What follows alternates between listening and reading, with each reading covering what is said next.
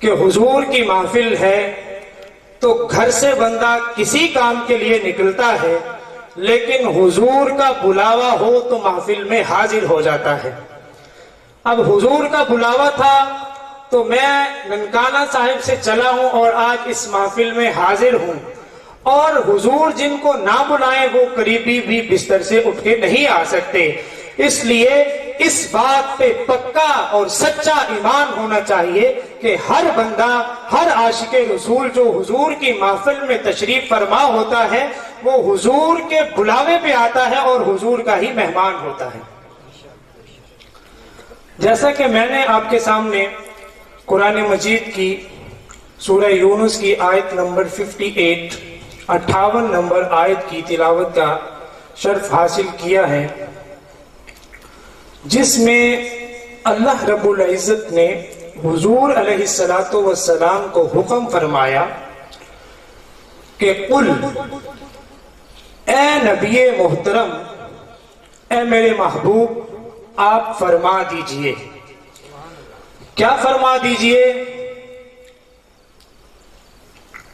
قل، ہم کہتے ہیں کہ کل کا جو مطلب ہوتا ہے یہ کسی کو کچھ کہنے کا حکم ہوتا ہے، کہ جب ہم نے کسی کو کلام کرنے کی دعوت دینی ہوتی ہے تو ہم اس کو کہتے ہیں قل۔ اب یہاں پہ نقطہ یہ ہے، جو بات ہم کسی سے کہلوانا چاہتے ہیں وہ بات ہم خود بھی کہہ سکتے ہیں، لیکن اس میں کیا راز ہے، اس میں کیا حکمت ہے کہ ہم اگلے بندے کو دعوت دے کہ یہ بات میں خود نہیں کر رہا بلکہ آپ اپنی زبان اقدس سے فرما دیں۔ اللہ نے فرمایا کہ قل، اے محبوب مکرم، آپ اپنی زبان سے فرمائیں۔ کیا فرمائیں؟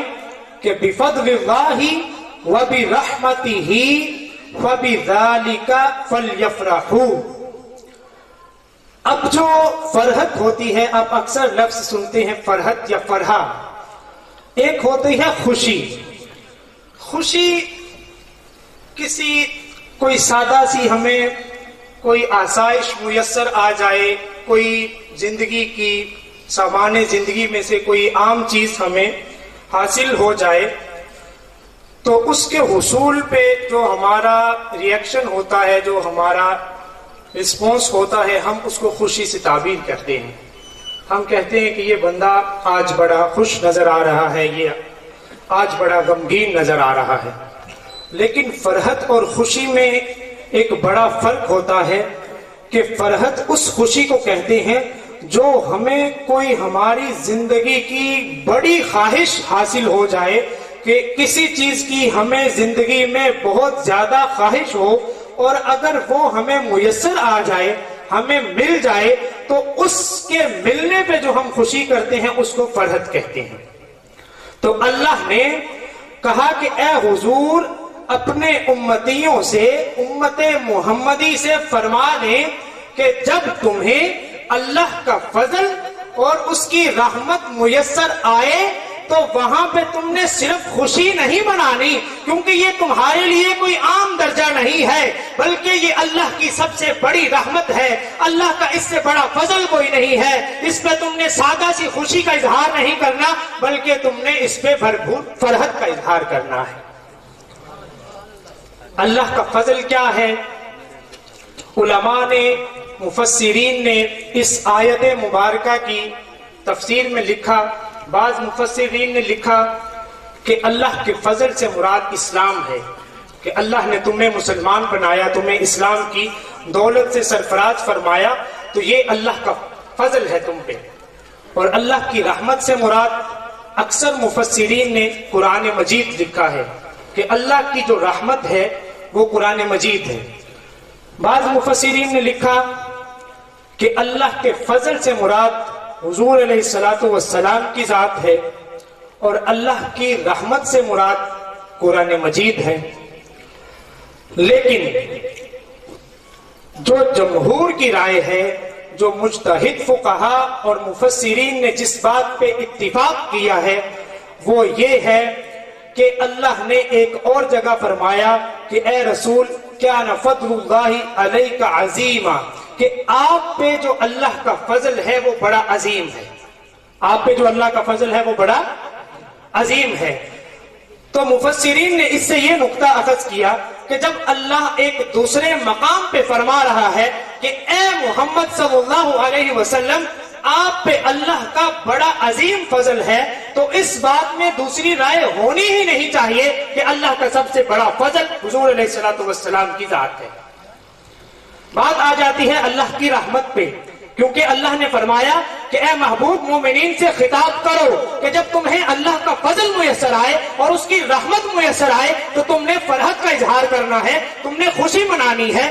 تو یہ تو اتفاق ہو گیا کہ اللہ کا سب سے بڑا فضل حضور علیہ الصلوۃ والسلام کی ذات ہے، تو سب سے بڑی اللہ کی رحمت کیا ہے؟ تو اسی کا جواب اللہ نے خود دیا کہ وما ارسلناک الا رحمۃ للعالمین، کہ اے محمد مصطفیٰ ہم نے آپ کو تمام جہانوں کے لیے سب سے بڑی رحمت بنا کے بھیجا ہے۔ تو اس بات پہ کسی قسم کا کوئی شک و شبہ باقی نہیں رہتا کہ اللہ کا سب سے بڑا فضل بھی میرے حضور کی ذات ہے، اور اللہ کی سب سے بڑی رحمت خدا مندی جو ہے وہ بھی میرے مصطفیٰ کی ذات ہے۔ تو جب ہمیں اللہ کا سب سے بڑا فضل میسر آیا، اللہ کی سب سے بڑی رحمت میسر آئی، تو اس پہ فرحت کا حکم کس نے دیا؟ اللہ نے حکم دیا، اور زبان مصطفیٰ سے یہ کہا کہ میں نہیں کہہ رہا تیری امت کو کہ میرے فضل اور رحمت پہ وہ خوشی منائے، بلکہ اس کا اعلان بھی تم نے خود کرنا ہے کہ اے بندو اللہ نے میری شکل میں تمہیں اپنا سب سے بڑا فضل اور اپنی رحمت عطا کی ہے، تو دنیا جہان میں اس پہ خوشیاں مناؤ۔ اس کا اعلان کس نے کیا؟ اس کا اعلان اللہ نے حضور کی زبان سے کروایا، تاکہ کسی کو کسی قسم کے کوئی شک کی گنجائش نہ رہ جائے، کوئی یہاں سے کوئی دوسرے نقطے نہ نکالتا پھرے کہ اللہ کے فضل سے مراد تو صرف قرآن مجید تھا، اللہ کی رحمت سے مراد تو صرف قرآن مجید تھا، یا اللہ کا فضل تو صرف اسلام تھا، یہاں سے آپ نے حضور کا عقیدہ کہاں سے نکال لیا؟ تو بھائی ہم کہتے ہیں اگر اللہ کا فضل صرف اسلام اور قرآن ہوتا تو اللہ یہ بات خود کہتا، حضور کی زبان سے ادا نہ فرماتا۔ اس کے بعد اللہ نے فرمایا کہ ہوا خیر مما یجمعون، کہ یہ جو تم نے اللہ کے فضل اور اس کی رحمت پہ خوشیاں منانی ہیں، یہ ان سب سے بہتر ہے جو کچھ تم جمع کرتے ہو، یہ اس سب سے بہتر ہے جو کچھ تم جمع کرتے ہو۔ اب سوچنے کی بات یہ ہے دوستان محترم، ہم زندگی میں جمع کیا کرتے ہیں؟ ہم زندگی میں مال جمع کرتے ہیں، ہم شہرت کا حصول چاہتے ہیں، ہر بندہ چاہتا ہے کہ اس کو زندگی میں ضروریات زندگی کا مال میسر ہو، اس کو شہرت میسر ہو۔ تو اللہ نے فرمایا کہ جو کچھ بھی تمہاری خواہشات ہیں زندگی میں، جو کچھ بھی جمع کرنے کی تم خواہش رکھتے ہو، تو ان سب سے بہتر کیا ہے؟ اللہ کے فضل اور اس کی رحمت پہ خوشی منانا۔ اب یہاں پہ میں آپ کو ایک بات عرض کرنا چاہتا ہوں، اگر دیکھا جائے تو اولاد جو ہے یہ اللہ کی ایک بڑی نعمت ہوتی ہے، اولاد اللہ کی کیا ہوتی ہے؟ ایک بڑی نعمت ہوتی ہے، اور ہمیں اللہ نے مسلمان پیدا فرمایا، مسلمانوں کے گھر میں پیدا فرمایا، اور اس سے بڑھ کے ہماری خوش بختی کہ اللہ نے ہمیں اپنے حضور علیہ الصلوۃ والسلام، اپنے محبوب نبی کی امت میں سے پیدا فرمایا۔ اس سے بڑی ہم پہ اللہ کی رحمت کیا ہو سکتی ہے؟ اللہ کی اس سے بڑی نعمت کوئی نہیں ہو سکتی، اور اس کی اس سے بڑی رحمت کوئی نہیں ہو سکتی۔ اگر ہم اس کو بھی اس کھاتے میں ڈالیں کہ ہم نے اپنے پلڑے میں اس رحمت کو بھی جمع کیا ہے کہ اللہ نے ہمیں ایمان کی دولت سے سرفراز فرمایا ہے، تو اللہ نے کہا کہ تم اپنے پاس گن گن کے جو کچھ بھی جمع کر لو، چاہے وہ اللہ کی بڑی نعمتیں اور رحمتیں ہی کیوں نہ ہوں۔ دنیا کا مال و دولت تو اپنی جگہ ہے، اللہ کی دوسری نعمتیں اور رحمتیں بھی جہاں تم گن گن کے رکھتے ہو، جہاں تم جمع کر کے رکھتے ہو، تو اللہ کے محبوب کی آمد جو اللہ کے بڑے فضل اور رحمت کی صورت میں ہوئی ہے، تو اس پہ خوشی منانا باقی نعمتوں اور رحمتوں پہ خوشی منانے سے بھی بہتر ہے. نعمتیں اور رحمتیں وہ بھی کس کی ہیں؟ وہ بھی اللہ کی رحمتیں اور نعمتیں ہیں. لیکن حضور جو اللہ کا فضل اور رحمت بن کے آئے ہیں، حضور کے مقابلے میں اللہ کی کوئی اور نعمت اور رحمت نہیں کھڑی ہو سکتی. حضور سے بڑی کوئی نعمت نہیں ہے، حضور سے بڑا کوئی اللہ کا فضل نہیں ہے، اور حضور سے بڑی اللہ کی کوئی رحمت نہیں ہے. اب دیکھیں، اکثر کہا جاتا ہے کہ میلاد النبی کا ثبوت کہاں سے آ گیا، اس کا اثبات کہاں سے آ گیا. اس بات ہم کہتے ہیں کسی چیز کا ثابت ہونا. لوگ کہتے ہیں کہ یہ جو آپ جشن عید میلاد النبی مناتے ہیں، اس کا ثبوت کہاں سے آ گیا. میں چونکہ علمی بندہ ہوں، کوشش کروں گا تھوڑا سا علمی انداز میں، علمی نقطوں کی صورت میں اپنے گفتگو کو محدود رکھوں. تو میں کہتا ہوں بھائی، اگر آپ کچھ پڑھے ہوتے تو اس بات کے لیے کسی دلیل کی ضرورت نہیں ہوتی. ہم نے کہنا ہے کہ یہ چیز جائز ہے، یہ چیز حلال ہے، اس چیز پہ آپ عمل کر سکتے ہیں، اس چیز کو استعمال کر سکتے ہیں، اس کے لیے کسی دلیل کی ضرورت نہیں ہے. شریعت اسلامی میں ان چیزوں کا ذکر آیا جن سے اللہ اور اس کے رسول نے منع فرمایا. اگر حلال اور جائز چیزوں کی لسٹ بنتی تو قرآن مجید 30 پاروں کی بجائے 30,000 پاروں میں بھی پورا نہ آتا. کہ اگر یہ لسٹ بنائی جاتی کہ فلاں چیز بھی جائز ہے، فلاں بھی جائز ہے، فلاں بھی جائز ہے، تو قرآن مجید 30,000 پاروں میں بھی پورا نہیں آ سکتا تھا. لہذا وضاحت کن کی گئی، ذکر کن چیزوں کا کیا گیا جن سے منع کرنا مقصود تھا. شریعت اسلامی 4 چیزوں کا مجموعہ ہوتی ہے. وہ 4 چیزیں کون سی ہیں؟ سب سے پہلی وہ چیز ہے کہ جو حضور علیہ السلام کے فرامین ہیں وہ شریعت ہے. جو حضور کے فرامین ہیں وہ شریعت ہے، جس کو ہم حدیث قولی کہتے ہیں. حدیث قول ہم کہتے ہیں کسی کی بات کو. قول کس کو کہتے ہیں ہم؟ کسی کے فرمان کو، کسی کی گفتگو کو ہم عربی میں کہتے ہیں قول، کہ یہ اس نے قول فرمایا ہے. تو حضور کی زبان اقدس سے جو کچھ نکلا وہ شریعت کا درجہ رکھتا ہے. سب سے پہلا شریعت کا جز کیا ہے؟ حضور کے فرامین. اس کے بعد شریعت میں دوسری چیز شامل ہے جس کا حضور نے عمل کیا، جس پہ حضور نے عمل کیا، جو ہمیں کام کر کے دکھایا. زندگی میں حضور نے جو کام کیا وہ شریعت میں شامل ہو گیا. اس کو ہم بولتے ہیں حدیث فعلی. کیا بولتے ہیں؟ حدیث فعل. ہم عربی میں کہتے ہیں کام کو. فعل کس کو کہتے ہیں عربی میں؟ تو حدیث فعلی سے مراد کیا ہے؟ کہ جو حضور نے عملی زندگی میں کام کیے وہ شریعت اسلامیہ میں شامل ہو گئے. تیسری چیز ہے حدیث تقریری. حدیث تقریری کا کیا مطلب ہے؟ کہ حضور کے سامنے صحابہ نے کوئی عمل کیا، اس پہ حضور نے خاموشی اختیار فرمائی. اس پہ حضور نے خاموشی اختیار فرمائی. تو اس سے ہمیں اس چیز کا جواز مل گیا کہ اگر وہ کام ناجائز یا غلط ہوتا تو حضور کبھی بھی اس پہ خاموش مت رہتے. تو جب حضور نے خاموشی اختیار فرمائی ہے تو یہی اس چیز کے جائز ہونے کی دلیل ہے. کہ اللہ کا نبی ایسا نہیں ہوتا کہ اس کے سامنے کوئی غلط بات کہی جائے یا اس کے سامنے کوئی غلط کام کیا جائے تو اس سے منع نہ کرے. ایسا کبھی ممکن نہیں ہے. تو حضور نے اگر خاموشی اختیار فرمائی تو اس کا مطلب ہے کہ وہ کام جائز ہے، وہ کام جائز ہے. کتنی چیزیں ہو گئی؟ 3. چوتھی جس پہ ہم نے بات کرنی ہے وہ یہ ہے یجمعون، کہ یہ جو تم نے اللہ کے فضل اور اس کی رحمت پہ خوشیاں منانی ہیں، یہ ان سب سے بہتر ہے جو کچھ تم جمع کرتے ہو. یہ اس سب سے بہتر ہے جو کچھ تم جمع کرتے ہو. اب سوچنے کی بات یہ ہے دوستان محترم، ہم زندگی میں جمع کیا کرتے ہیں؟ ہم زندگی میں مال جمع کرتے ہیں، ہم شہرت کا حصول چاہتے ہیں. ہر بندہ چاہتا ہے کہ اس کو زندگی میں ضروریات زندگی کا مال میسر ہو، اس کو شہرت میسر ہو. تو اللہ نے فرمایا کہ جو کچھ بھی تمہاری خواہشات ہیں زندگی میں، جو کچھ بھی جمع کرنے کی تم خواہش رکھتے ہو، تو ان سب سے بہتر کیا ہے؟ اللہ کے فضل اور اس کی رحمت پہ خوشی منانا۔ اب یہاں پہ میں آپ کو ایک بات عرض کرنا چاہتا ہوں، اگر دیکھا جائے تو اولاد جو ہے یہ اللہ کی ایک بڑی نعمت ہوتی ہے۔ اولاد اللہ کی کیا ہوتی ہے؟ ایک بڑی نعمت ہوتی ہے،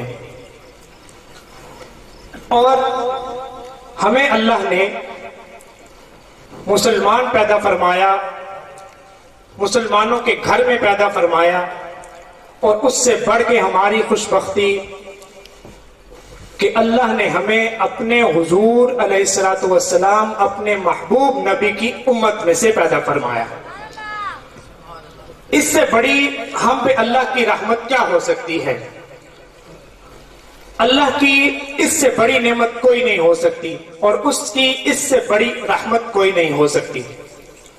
اگر ہم اس کو بھی اس کھاتے میں ڈالیں کہ ہم نے اپنے پلڑے میں اس رحمت کو بھی جمع کیا ہے کہ اللہ نے ہمیں ایمان کی دولت سے سرفراز فرمایا ہے، تو اللہ نے کہا کہ تم اپنے پاس گن گن کے جو کچھ بھی جمع کر لو، چاہے وہ اللہ کی بڑی نعمتیں اور رحمتیں ہی کیوں نہ ہوں۔ دنیا کا مال و دولت تو اپنی جگہ ہے، اللہ کی دوسری نعمتیں اور رحمتیں بھی جہاں تم گن گن کے رکھتے ہو، جہاں تم جمع کر کے رکھتے ہو، تو اللہ کے محبوب کی آمد جو اللہ کے بڑے فضل اور رحمت کی صورت میں ہوئی ہے، تو اس پہ خوشی منانا باقی نعمتوں اور رحمتوں پہ خوشی منانے سے بھی بہتر ہے۔ نعمتیں اور رحمتیں وہ بھی کس کی ہیں؟ وہ بھی اللہ کی رحمتیں اور نعمتیں ہیں، لیکن حضور جو اللہ کا فضل اور رحمت بن کے آئے ہیں، حضور کے مقابلے میں اللہ کی کوئی اور نعمت اور رحمت نہیں کھڑی ہو سکتی۔ حضور سے بڑی کوئی نعمت نہیں ہے، حضور سے بڑا کوئی اللہ کا فضل نہیں ہے، اور حضور سے بڑی اللہ کی کوئی رحمت نہیں ہے۔ اب دیکھیں، اکثر کہا جاتا ہے کہ میلاد النبی کا ثبوت کہاں سے آ گیا، اس کا اثبات کہاں سے آ گیا؟ اس بات ہم کہتے ہیں کسی چیز کا ثابت ہونا۔ لوگ کہتے ہیں کہ یہ جو آپ جشن عید میلاد النبی مناتے ہیں، اس کا ثبوت کہاں سے آ گیا؟ میں چونکہ علمی بندہ ہوں، کوشش کروں گا تھوڑا سا علمی انداز میں، علمی نقطوں کی صورت میں اپنے گفتگو کو محدود رکھوں۔ تو میں کہتا ہوں بھائی، اگر آپ کچھ پڑھے ہوتے تو اس بات کے لیے کسی دلیل کی ضرورت نہیں ہوتی۔ ہم نے کہنا ہے کہ یہ چیز جائز ہے، یہ چیز حلال ہے، اس چیز پہ آپ عمل کر سکتے ہیں، اس چیز کو استعمال کر سکتے ہیں، اس کے لیے کسی دلیل کی ضرورت نہیں ہے۔ شریعت اسلامی میں ان چیزوں کا ذکر آیا جن سے اللہ اور اس کے رسول نے منع فرمایا۔ اگر حلال اور جائز چیزوں کی لسٹ بنتی تو قرآن مجید 30 پاروں کی بجائے 30,000 پاروں میں بھی پورا نہ آتا۔ کہ اگر یہ لسٹ بنائی جاتی کہ فلاں چیز بھی جائز ہے، فلاں بھی جائز ہے، فلاں بھی جائز ہے، تو قرآن مجید 30,000 پاروں میں بھی پورا نہیں آ سکتا تھا۔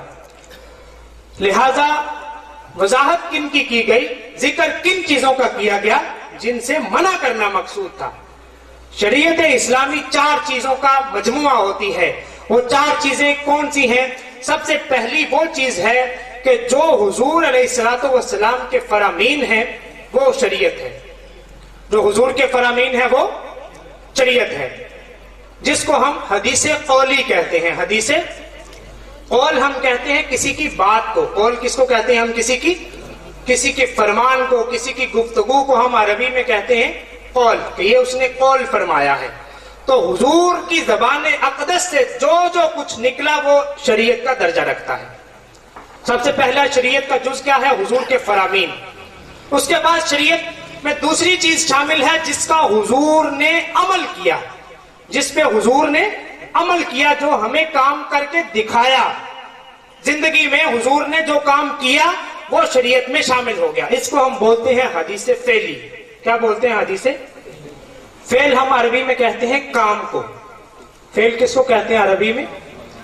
تو حدیث فعلی سے مراد کیا ہے کہ جو حضور نے عملی زندگی میں کام کیے وہ شریعت اسلامیہ میں شامل ہو گئے۔ تیسری چیز ہے حدیث تقریری۔ حدیث تقریری کا کیا مطلب ہے کہ حضور کے سامنے صحابہ نے کوئی عمل کیا، اس پہ حضور نے خاموشی اختیار فرمائی، اس پہ حضور نے خاموشی اختیار فرمائی۔ تو اس سے ہمیں اس چیز کا جواز مل گیا کہ اگر وہ کام ناجائز یا غلط ہوتا تو حضور کبھی بھی اس پہ خاموش مت رہتے۔ تو جب حضور نے خاموشی اختیار فرمائی ہے تو یہی اس چیز کے جائز ہونے کی دلیل ہے کہ اللہ کا نبی ایسا نہیں ہوتا کہ اس کے سامنے کوئی غلط بات کہی جائے یا اس کے سامنے کوئی غلط کام کیا جائے تو وہ اس سے منع نہ کرے، ایسا کبھی ممکن نہیں ہے۔ تو حضور نے اگر خاموشی اختیار فرمائی تو اس کا مطلب ہے کہ وہ کام جائز ہے، وہ کام جائز ہے۔ کتنی چیزیں ہو گئی؟ 3۔ چوتھی جس پہ ہم نے بات کرنی ہے وہ یہ ہے کہ وہ کام جس سے اللہ کا نبی منع نہ فرمائے وہ بھی شریعت کا حصہ ہوتا ہے۔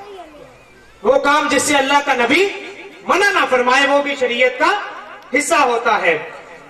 تو بھائی دیکھو، جو ہمیں کہتے ہیں کہ میلاد النبی منانا، جشن عید میلاد النبی منانا کہاں سے ثابت ہے؟ تو ہم کہتے ہیں کہ بھائی تم ہمیں دکھا دو کہ یہ منع کہاں پہ ہے۔ اللہ کے نبی نے اس کو منع فرمایا؟ کسی صحابی نے اس کو منع فرمایا؟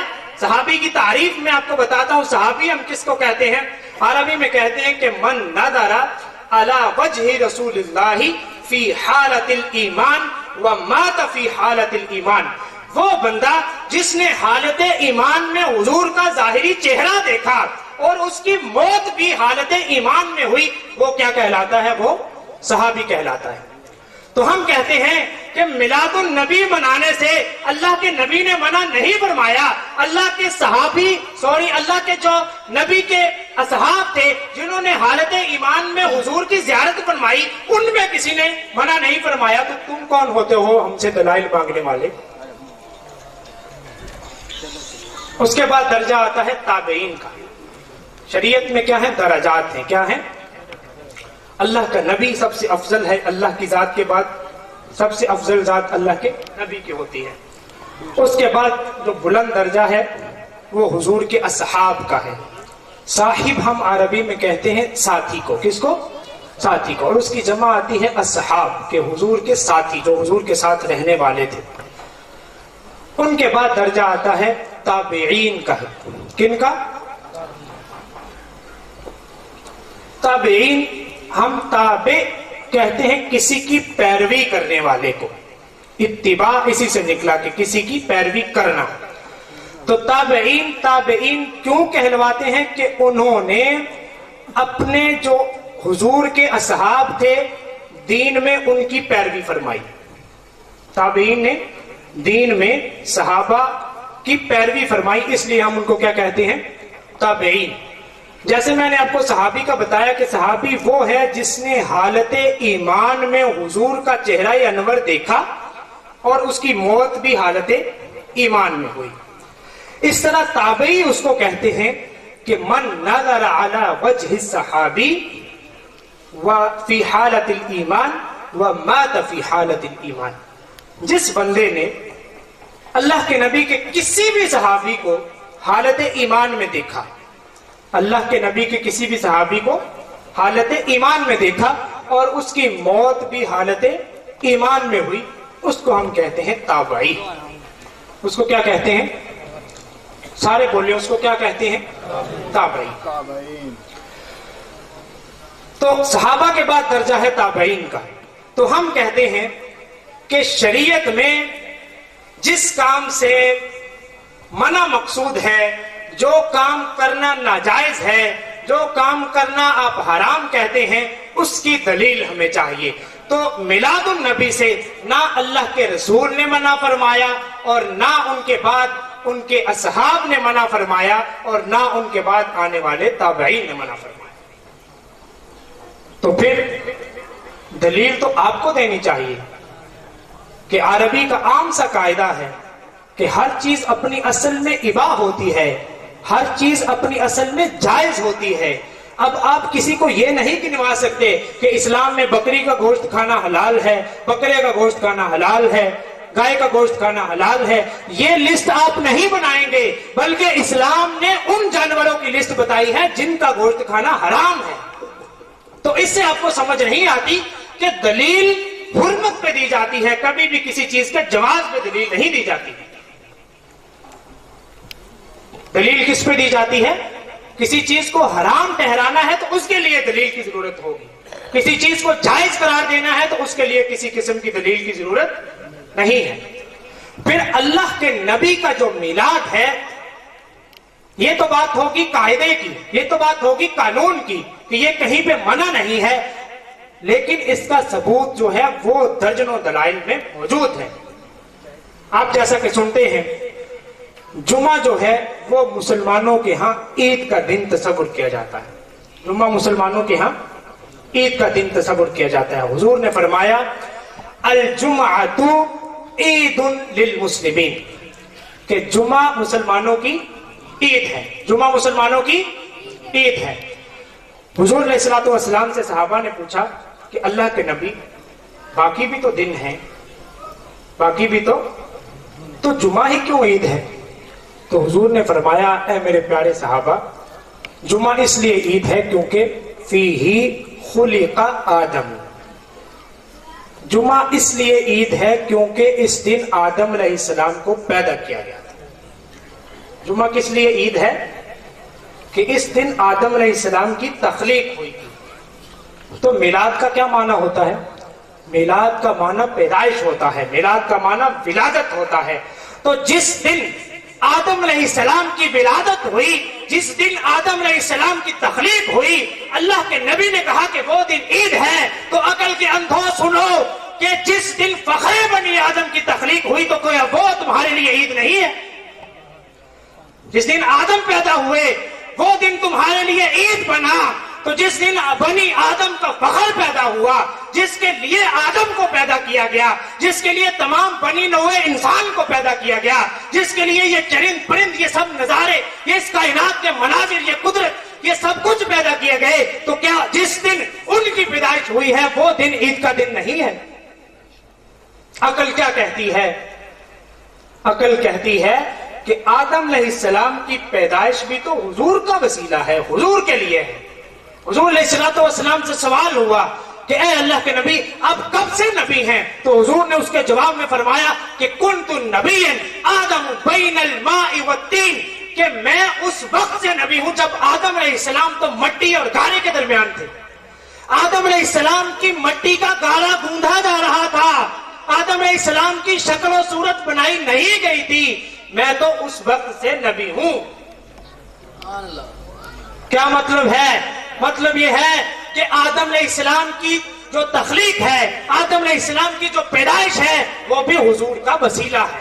تو جس کی پیدائش اور تخلیق میرے آقا علیہ الصلوۃ والسلام کے وسیلے سے ہو رہی ہے، تو جس دن وہ پیدا ہوتا ہے اللہ کا نبی کہتا ہے کہ وہ مسلمانوں کا عید کا دن ہے. تو جس دن وہ نبی پیدا ہوگا جس نے آدم علیہ السلام کی تخلیق کا سبب بنا، تو اس کی پیدائش کا دن عید کیسے نہیں ہوگا؟ حضور علیہ الصلوۃ والسلام نے فرمایا کہ جمعہ مسلمانوں کے لیے عید کا دن ہے کیونکہ اس دن آدم علیہ السلام پیدا ہوئے. تو ہمیں پتہ چلا کہ جو نبی کی پیدائش کا دن ہوتا ہے وہ عید کا ہی دن ہوتا ہے. کیونکہ اللہ کا نبی کس لیے آتا ہے؟ اللہ کا نبی اپنی امت کی رہنمائی کے لیے آتا ہے، انہیں اللہ کی توحید بتاتا ہے کہ اللہ وحدہ لا شریک ہے، اس کے ساتھ تم نے کسی کو شریک نہیں ٹھہرانا، اور تم نے سیدھے رستے پہ چلنا ہے، حلال کی طرف جانا ہے، حرام سے بچنا ہے. تو جب ہمارا کوئی رہبر آئے گا، کوئی ہادی آئے گا، تو ہم اپنے ہاں اگر کوئی بچہ پیدا ہو، ہمارے ہاں کسی کی ولادت ہو، تو اس کا یہ مقصد نہیں ہے ہمیں ایک عمومی خوشی اور مسرت کا اظہار ملتا ہے تو ہم اس کی خوشی مناتے ہیں، اس پہ ہم طرح طرح کے کھانے پکاتے ہیں، طرح طرح کی دعوتیں کرتے ہیں. تو جس دن ہمارا رہبر اور ہادی آئے گا، جس نے ہماری نجات کروانی ہے، جس نے ہمارا شافع بننا ہے، جس نے ہمارے لیے شفیع بننا ہے، تو جس دن وہ پیدا ہوں گے تو اس دن ہم عید کا جشن نہیں منائیں تو یہ کیسے ممکن ہو سکتا ہے؟ کیا یہ ممکن ہو سکتا ہے؟ عقل کہتی ہے کہ ایسا پاسبل نہیں ہے، ایسا پاسبل نہیں ہے۔ ہمارے استاد محترم کہا کرتے تھے کہ اگر کسی بندے کے ہاں کسی بڑے عرصے بعد شادی کے بڑا عرصے بعد بیٹے کی ولادت ہو، اللہ اس کو اپنی نعمت سے نوازے اور وہ اس پہ خوشی کا اظہار نہ کرے، ایسا ممکن نہیں ہے۔